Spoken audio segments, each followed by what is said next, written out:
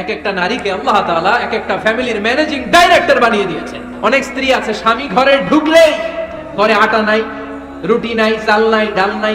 অনেক বোনেরা আছে বাইরে যাওয়ার সময় পার্লারিং করে মেকআপ করে সুন্দর জামা কাপড় পরে বাইরে যায়, আর স্বামীর সামনে আসলে বুয়ার মতো থাকে। ড্রাইভারের সাথে কথা বলার সময় মিষ্টি হাসি দিয়ে কথা বলে। বাজারে শপিং করতে গেলে আসসালামু আলাইকুম ভাই কেমন আছেন, কি সুন্দর আসসালামু আলাইকুম। স্বামীর সামনে আসলে আর এই মিষ্টি কথাটা নাই। কেউ ফোন দিয়েছে, হ্যালো কে, স্বামীকে চায়, উনি বাসায় নাই, কাট। আমার বোনেরা, আমার মায়েরা, খবরদার, আপনার স্বামীর ভেতরে আপনার জান্নাত, আপনার স্বামীর ভেতরে আপনার জাহান্নাম। স্ত্রীদেরকে আল্লাহ কি দায়িত্ব দিয়েছে? একটা ফ্যামিলিকে সুন্দর করতে, একটা দাম্পত্য জীবনকে সুন্দর করতে। স্ত্রীর এক নম্বর দায়িত্ব হচ্ছে she should make a comfort to her husband. স্ত্রীর উচিত স্বামীর জন্য ঘরটাকে প্রশান্তির নীড় বানিয়ে রাখা। কি বানিয়ে রাখা? প্রশান্তির নীড়। স্ত্রী হওয়া উচিত এমন যাকে দেখলে স্বামীর চোখ জুড়ায়, স্বামীর প্রাণ জুড়িয়ে যায়, স্বামীর হৃদয়টা ঠান্ডা হয়ে যায়, ঠিক কিনা? আর স্ত্রীর দিকে তাকালে যদি মেজাজ গরম হয়ে যায়, মেজাজ খিটখিটে হয়ে যায়, ঝামেলা আছে না নাই? ঝামেলা আছে। এজন্য মেহেরবানি করে আমাদের বোনরা যারা, এমন কোনো কাজ করবেন না যেটা স্বামীর মেজাজকে খিটখিটে করে দেয়। কারণ আল্লাহ তাআলা আপনাদেরকে তৈরি করেছে লিতাসকুনু ইলাইহা, স্বামী আপনার কাছে গেলেই যেন তার হৃদয়টা প্রশান্ত হয়ে যায়, ঠিক কিনা? অনেক স্ত্রী আছে না জেনে না বুঝে স্বামীর সাথে এমন খিটখিটে মেজাজ দেখায় যেটা স্বামীর জন্য মেনে নেওয়া কষ্টকর। স্বামীর জন্য একটা ত্রাস হয়ে দাঁড়ায় স্ত্রী, ত্রাস। অনেক স্বামী আছে স্ত্রীর এরকম আচরণের কারণে, অতিরিক্ত প্রেসার ক্রিয়েট করার কারণে স্ত্রীদেরকে ভয় পায়। এজন্য বোনদেরকে বলবো লিতাসকুনু ইলাইহা, এমন ভাবে আপনি আপনার স্বামীর সামনে নিজেকে প্রেজেন্ট করেন যাকে আপনাকে দেখলে আপনার স্বামীর চোখ জুড়িয়ে যায়, হৃদয়টা প্রশান্ত হয়ে যায়, আপনাকে দেখলেই আপনাকে ভালোবাসতে মনে চায়, ঠিক কিনা? এজন্য রব্বুল আলামিন বলেন আমি নারীদেরকে তৈরি করেছি লিতাসকুনু ইলাইহা, যেন পুরুষেরা স্ত্রীদের সংস্পর্শ যখন পায় পুরুষদের হৃদয়টারে প্রশান্ত করে দেয়। কে? রব্বুল আলামিন বলেছেন খাদিজার জন্য জান্নাতে আমি এমন একটা ঘর বানিয়েছি যেই ঘরের মধ্যে কোনো বিশৃঙ্খলা নাই। খাদিজার জন্য জান্নাতে এমন একটা প্রাসাদ আমি বানিয়েছি যেই প্রাসাদের মধ্যে কোনো আওয়াজ নাই, কোনো কোলাহল নাই, কোনো বিশৃঙ্খলা নাই। কারণ খাদিজা আমার নবীকে এমন একটা ঘর উপহার দিয়েছে যেই ঘরের মধ্যে কোনো বিশৃঙ্খলা ছিল না, আওয়াজও ছিল না। পড়েন সুবহানাল্লাহ। আল্লাহ রাসূল যখন সারাদিন কাফেরদের মাঝে কোরআনের দাওয়াত দিতেন, কোলাহল, মারামারি, জীবনের ঝুঁকি নিয়ে মক্কার কুরাইশদের মাঝে যখন দাওয়াত দিতেন, সব বিশৃঙ্খলা, ঝামেলা, গোলমাল শেষ করে রাতের বেলায় যখন খাদিজার ঘরে বিশ্বনবী ঢুকতেন, বিশ্বনবীর হৃদয়টারে প্রশান্ত করে দিত কে? আম্মাজান খাদিজা বিশ্বনবী সাল্লাল্লাহু আলাইহি ওয়াসাল্লামের জন্য এমন ঘর উপহার দিয়েছেন যেই ঘরে বিশ্বনবী আসলে বিশ্বনবীর হৃদয়টা ঠান্ডা হয়ে যেত। সুবহানাল্লাহ পড়ে। অনেক স্ত্রী আছে স্বামী ঘরে ঢুকলেই ঘরে আটা নাই, রুটি নাই, চাল নাই, ডাল নাই, এটা লাগবে ওইটা লাগবে, ওখানে যেতে হবে, একটার পর একটা ফিরিস্তি বলে বেড়ায়, আছে না নাই? না, এটা করবেন না। আপনার কি লাগবে এই সব দায় দায়িত্ব আল্লাহ তাআলা স্বামীকে দিয়েছে, স্বামীকে জানাবেন। তবে ধীরে সুস্থে, ধীরে সুস্থে স্বামীর জন্য ঘরটাকে এমন করে রাখতে হবে যেন ঘরে ঢুকলেই স্বামীর হৃদয়টারে প্রশান্ত করে দেয়। কে? এজন্য স্ত্রীর প্রথম দায়িত্ব ঘরটারে প্রশান্তির নীড় বানানো। একটা সুখী দাম্পত্য জীবনের জন্য স্ত্রীর 2 নাম্বার দায়িত্ব হচ্ছে স্বামীকে ইন্সপায়ার করা, স্বামীকে সাহস জোগানো, পিছন থেকে ড্রাইভিং পুশের মতো কাজ করা। কারণ স্বামীকে যখন স্ত্রী সাহস যোগায়, স্বামীর সাহস বেড়ে যায়, ঠিক কিনা?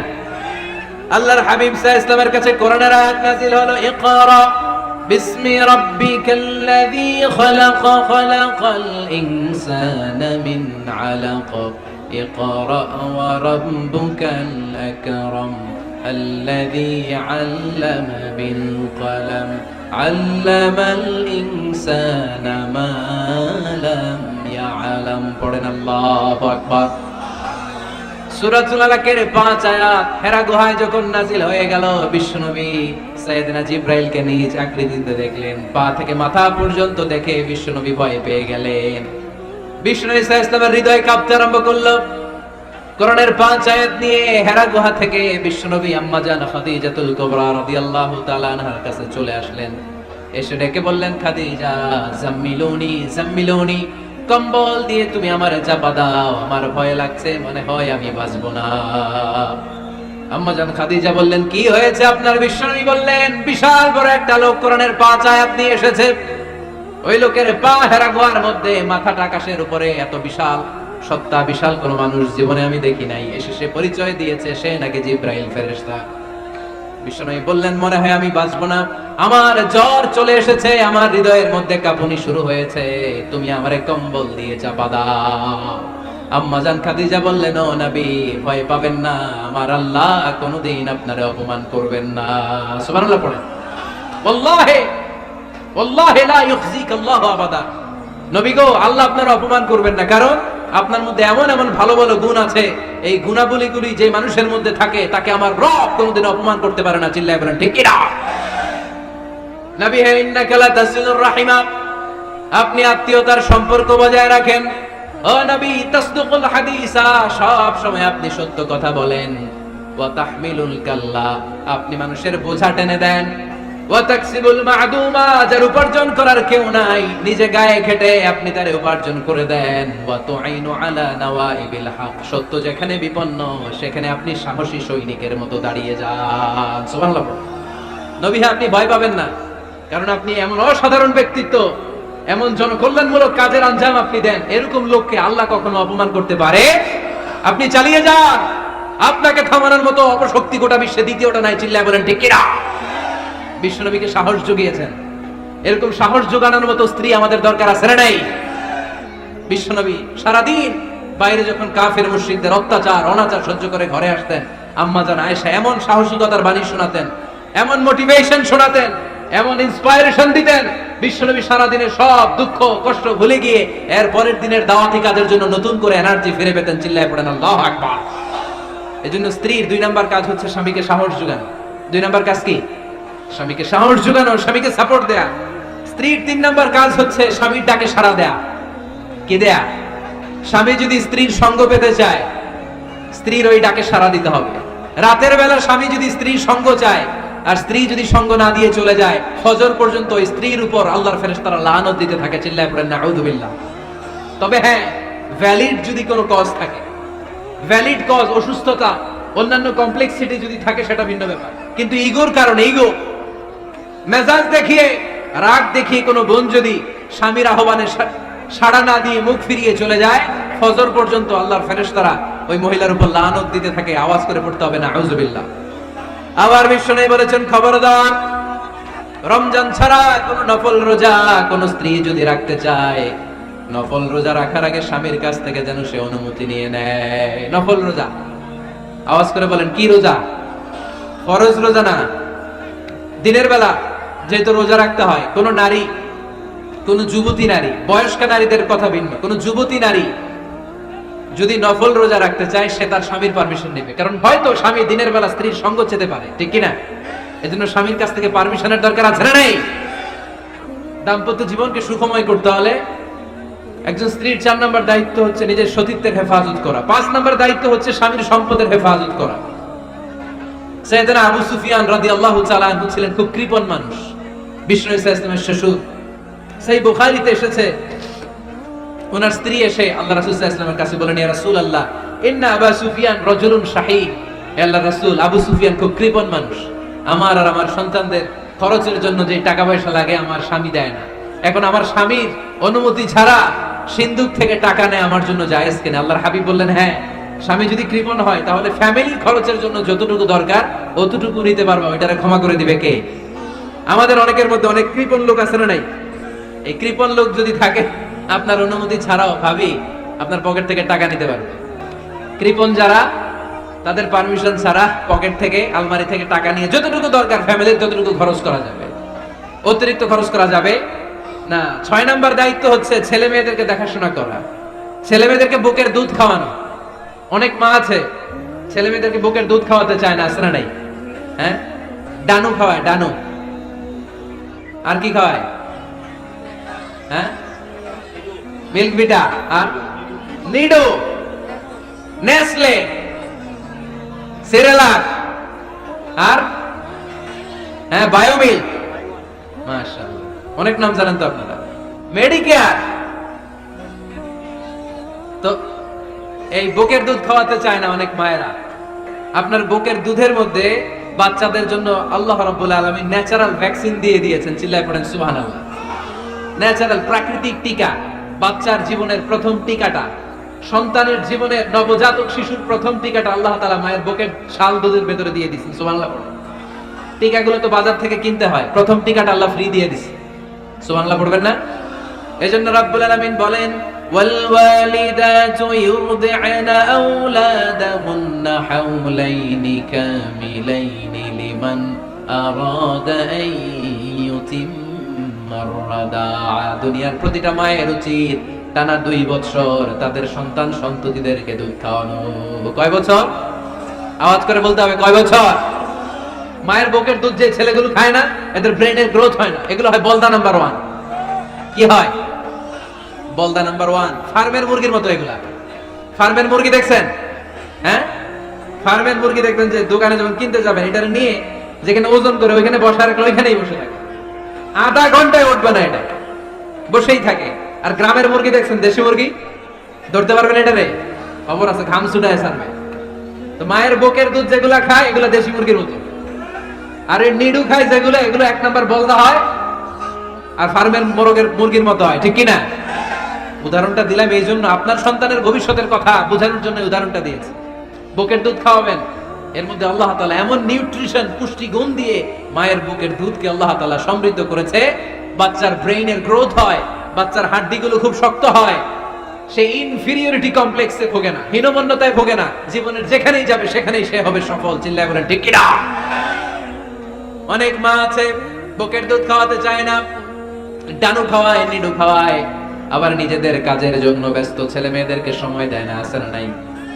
নারীরা চাকরি করতে পারবে, হেজাব করে নিজেকে পর্দার মধ্যে রেখে শিক্ষকতা করতে পারবে, ডাক্তারি করতে পারবে, সব পেশায় তারা যেতে পারবে, নিজেদেরকে পর্দার মধ্যে রেখে হেজাব করে সব জায়গায় যেতে পারবে। কিন্তু সন্তানদেরকেও দেখাশোনার দরকার আছে না নাই?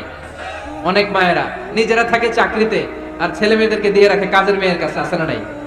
মনে রাখবেন, আপনি যদি অফিসে চাকরিতে ব্যস্ত থাকেন আর ছেলে মেয়ে যদি কাজের মেয়ের কাছে মানুষ হয়, তাহলে ছেলে মেয়ে আপনার আচরণ পাবে না, সে কাজের মেয়ের বুয়ার আচরণ পেয়ে পেয়ে বড় হবে। চিল্লায় বলেন ঠিক কি না? এক একটা নারীকে আল্লাহ তাআলা এক একটা ফ্যামিলির ম্যানেজিং ডাইরেক্টর বানিয়ে দিয়েছে। A woman is an MD of a family. একজন নারী একটা ফ্যামিলির ম্যানেজিং ডাইরেক্টর। এখানে অনেক কাজ আছে মিয়া।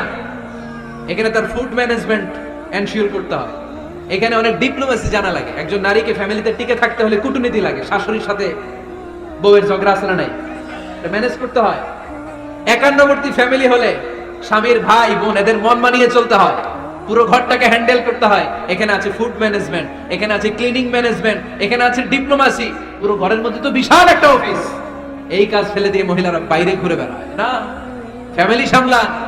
আপনি যদি ঘরমুখ হন তাহলে আপনার ফ্যামিলির মধ্যে বরকত দিয়ে এটাকে সমৃদ্ধ করে দিবে কে? তাহলে সুখী দাম্পত্য জীবনের 6 নম্বর ফর্মুলা হচ্ছে ছেলে মেয়েদেরকে সময় দেয়া।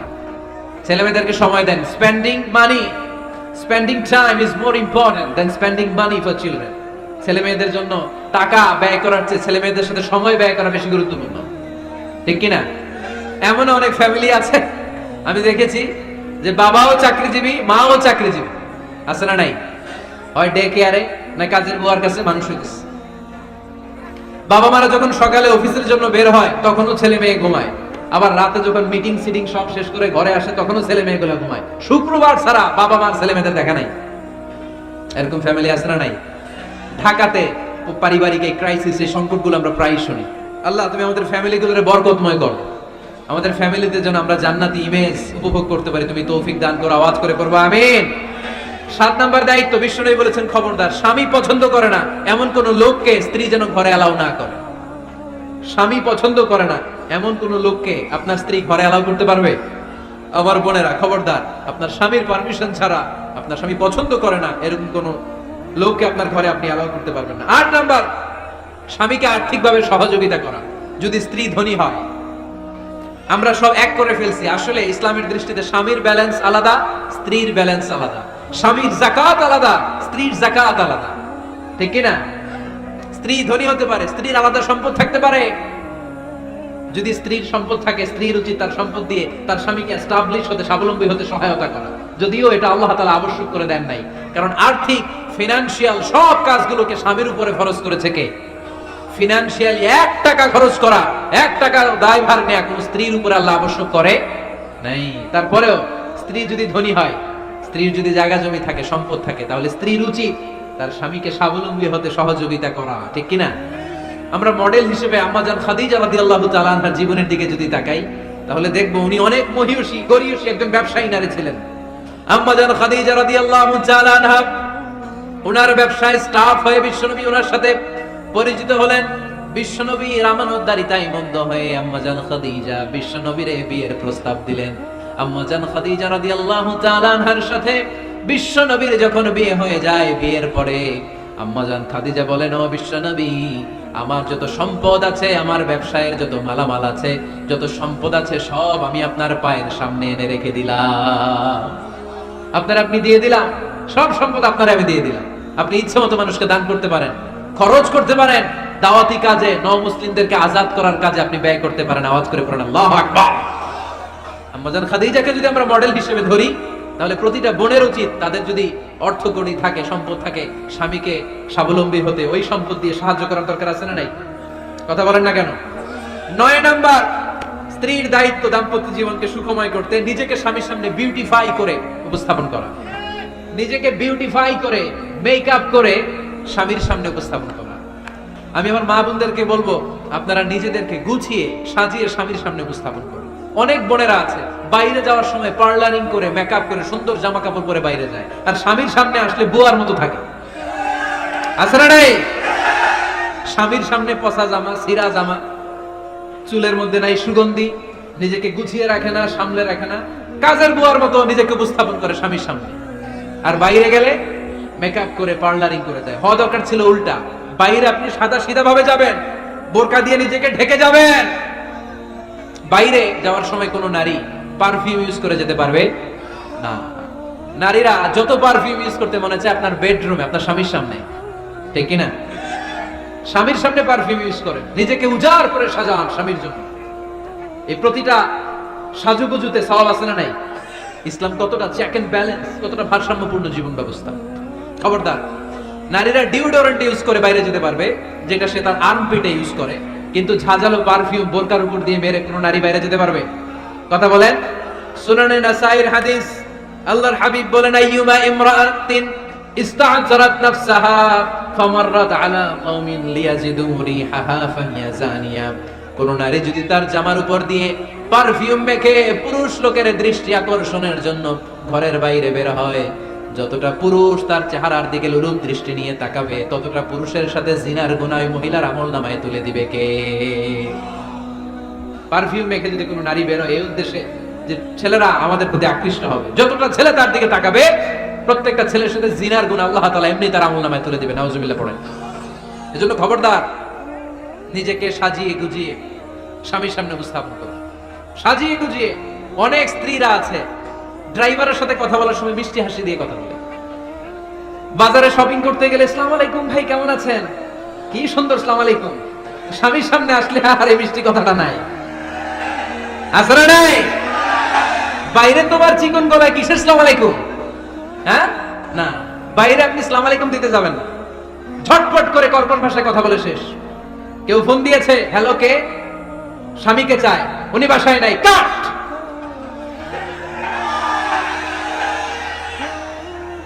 কারে চান? আপনার হাজবেন্ডের, নাই, কাট, শেষ করে দিবেন। মিষ্টি মিষ্টি আসসালামু আলাইকুম, আসসালামু আলাইকুম বলা যাবে নাকি? খবরদার, খবরদার। বাজার করতে গেলে কি মিষ্টি হাসি, দোকানে গেলে কি মিষ্টি আলাপ, ড্রাইভারের সাথে কি সুন্দর কথা, সিএনজি ওয়ালার সাথে কি সুন্দর আলাপ, আর ঘরে আসলে এই চেহারাটা এরকম করে রাখে। আসলে নাই? ঘরে আসলেই স্বামীর সাথে খিটখিটে মেজাজ, না, উল্টো করে ফেলছেন আপনি। বরং স্বামী ছাড়া অন্যদের সাথে কথা শর্টকাটে সারবেন, যাতে কোনো ফিতনা চলে না আসে। চিল্লায় বলেন ঠিক কিনা? আর নিজেকে স্বামীর জন্য উজাড় করে সাজান, পার্লারিং করেন, বিউটিফিকেশন করেন, মেকআপ করেন, বেডরুমে পারফিউম মাখেন, নিজেকে উজাড় করে স্বামীর জন্য সাজান। সওয়াব দিয়ে আপনার আমলনামাটারে পূর্ণ করে দিবে কে? বিশ্বনবী যখন সফরে যেতেন, সফর থেকে ফিরে আসার সময় ডিরেক্টলি স্ত্রীর ঘরে যেতেন না। বিশ্বনবী একজনকে ঘরে পাঠিয়ে দিতেন, মদিনা রূপকণ্ঠে কিছু সময় অপেক্ষা করতেন, আর বলতেন, আজকে আমি আয়েশার ঘরে যাব। আয়েশারে যে বলো আমি এসেছি, কয়েক ঘন্টা পরে আয়েশার ঘরে আমি ঢুকবো। সুবহানাল্লাহ পড়েন। স্ত্রীকে সময় দিতেন, কারণ স্ত্রী হয়তো কাজ করে, ঘর গুছায়, ঘেমে থাকতে পারে, তাকে নিজেকে গুছানোর জন্য সময়ের দরকার আছে না নাই?